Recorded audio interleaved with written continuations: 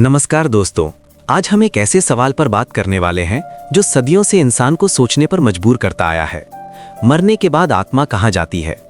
जब कोई व्यक्ति मर जाता है तो हम कहते हैं उसकी आत्मा शरीर छोड़कर चली गई, लेकिन क्या आत्मा सच में होती है? और अगर होती है तो वो जाती कहाँ है? आइए इसे अलग अलग नजरियों से समझते हैं। सबसे पहले बात करते हैं धार्मिक दृष्टिकोण की। हिंदू धर्म के अनुसार आत्मा अमर होती है। शरीर सिर्फ एक वस्त्र है जिसे आत्मा समय समय पर बदलती रहती है, यानी मृत्यु के बाद आत्मा पुनर्जन्म लेती है और एक नए शरीर में प्रवेश करती है। यहाँ कर्म का बहुत बड़ा महत्व होता है। अच्छे कर्म अगला जन्म बेहतर बनाते हैं और बुरे कर्म दुख का कारण बनते हैं। अब बात करते हैं इस्लाम धर्म की। इसके अनुसार मृत्यु के बाद आत्मा बरज़ख में चली जाती है, जहाँ वो कयामत के दिन का इंतजार करती है। उसके बाद हिसाब होता है और उसके कर्म के अनुसार जन्नत या जहन्नुम मिलती है।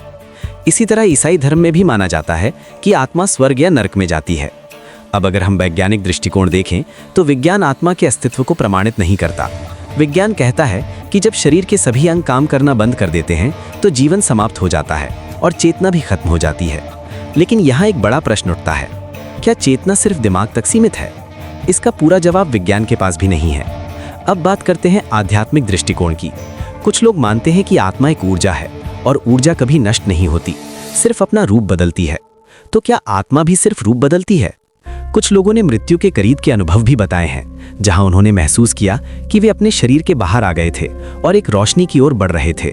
उन्हें एक अजीब सी शांति महसूस हुई। हालांकि विज्ञान इसे दिमाग की क्रिया मानता है, लेकिन ये आज भी एक रहस्य बना हुआ है। तो आखिर सच क्या है?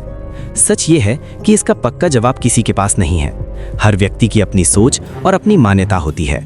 लेकिन शायद सबसे जरूरी सवाल ये नहीं है कि मरने के बाद क्या होगा, बल्कि ये है कि हम जीते जी क्या कर रहे हैं। अगर हम अच्छा जीवन जीते हैं, दूसरों की मदद करते हैं और सच्चाई के रास्ते पर चलते हैं तो हमें डरने की जरूरत नहीं होती।